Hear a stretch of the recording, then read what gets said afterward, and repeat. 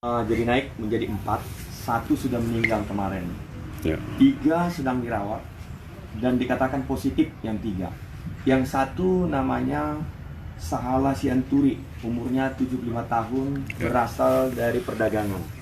Sekarang sedang dirawat di rumah sakit perdagangan dan mempunyai penyakit komplikasi juga, usianya sudah tua. Dan ini juga dikatakan positif, sudah dites oleh rapid test dan lab ronsen dan sudah dicek, begitu juga dokter radiologi, termasuk juga dokter laboratorium dan dokter paru. Jadi ini dikatakan positif. Terus ada lagi satu lagi, yaitu Duanta Sinaga. Ini mantunya almarhum. Ya. Usianya 37 tahun. Kebetulan dia tinggal di Perum Mandiri Karanganyar. Ini mantunya almarhum. Jadi dia juga dikatakan positif. Sekarang sedang kami jemput agar dibawa ke rumah sakit untuk dirawat juga di rumah sakit perdagangan. Dari hasil pengetesan kita kemarin, dari sampel yang kita periksa di rumah almarhum, itu ada 70 sampelnya.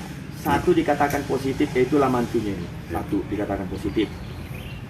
Satu lagi adalah namanya Asima Siadari.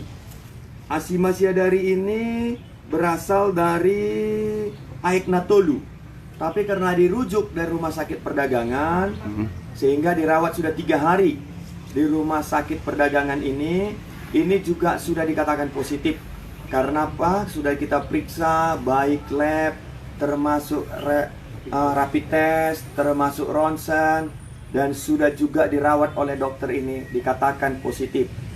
Jadi inilah perkembangan untuk Kabupaten Simalungun. Kami tetap memberikan yang terbaik dan seluruh pasien-pasien ini kami usahakan untuk dirawat di rumah sakit perdagangan, dan kami sudah siap, termasuk tim medisnya juga, dokter spesialis, penunjang, para perawat, termasuk direktur, kepala dinas kesehatan. Kami sudah siap, tim gugus, untuk memberikan pelayanan di tengah-tengah masyarakat Kabupaten Simalungun. Langkah-langkah yang kami ambil, khususnya siang ini nanti jam 4 sore, kami akan terjun langsung ke perdagangan di daerah, yaitu tempatnya Pak Sahala ini. Di situ kami membawa ronsen, laboratorium, rapid test, dan kami akan mengecek sampel sekitar 100 sampai 150 orang di situ itu, terutama keluarga terdekat. Nanti dari situ kita lihat apakah masih ada yang dikatakan nanti positif. Itu langkah yang kami lakukan. Langkah kedua, besok kami juga ke Karangsari. Mungkin pagi jam-jam 11 ke Karangsari. Karena di sana lebih banyak jumlahnya, di sana mungkin nanti akan kami cek juga sekitar 200 menjadi sampel juga. Sama dengan ini, kita lihat apakah ada yang kena di sekitar itu.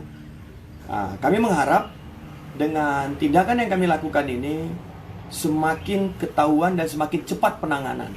Kalau cepat penanganan, tentu otomatis virus ini tidak semakin berkembang, karena kita sudah tahu langsung kita putus satu-satu. Di desa ini kita putus, desa ini kita putus. Yang ketiga, saya sudah menghubungin tadi barusan Pak Camat, khususnya di perdagangan. Pak Camat, Kapolsek dan Ramil, Kepala Puskesmas.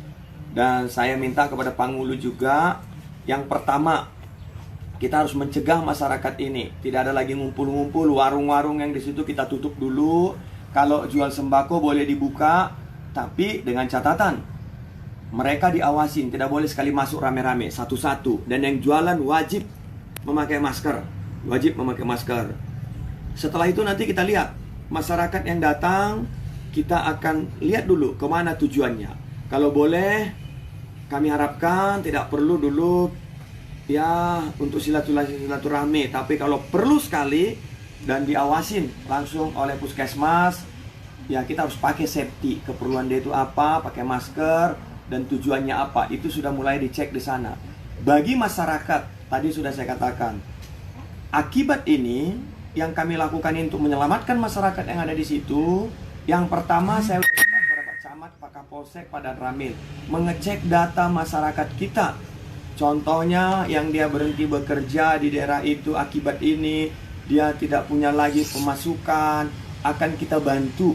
Kita bantu khususnya bahan pokok mereka. Mereka butuh beras, butuh ini, kita akan suplai nanti ke rumah itu, door to door kita akan berikan. Bagi yang mampu, ya kami harapkan marilah saling membantu. Janganlah bagi yang mampu juga dibebanin pemerintah, karena pemerintah juga tidak banyak uang, tapi kita ingin menyelamatkan masyarakat kita. Untuk itu, itulah langkah-langkah yang sudah kami ambil.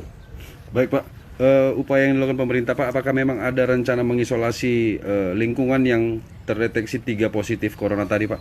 Ini sudah jelas dengan langkah itu tadi kan saya sudah perintahkan camat, kapolsek dan ramil. Istilahnya saya tidak mau mengatakan isolasi, tapi pengawasan yang ketat.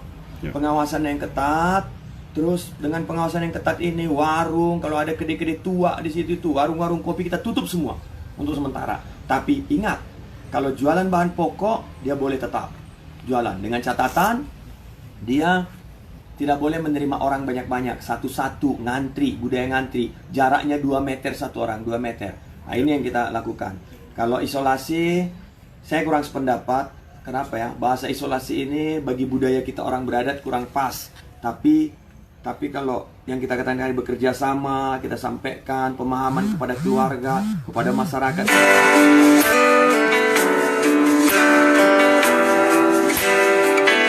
Rumah sakit boleh langsung, boleh ke puskesmas. Itu yang saya harapkan. Untuk itu, seluruh masyarakat Simalungun tidak perlu takut, tidak perlu khawatir, waspada. Kami sebagai pemerintah, saya sebagai bupati dan diwakilin, ada wakil saya juga tim gugus ini, ada Kapolres, ada Dandim, Kepala Dinas Kesehatan, ada Pak Sekda, seluruh jajaran pemerintah. Kami siap di belakang masyarakat untuk memberikan yang terbaik kepada masyarakat Simalungun. Oke Pak.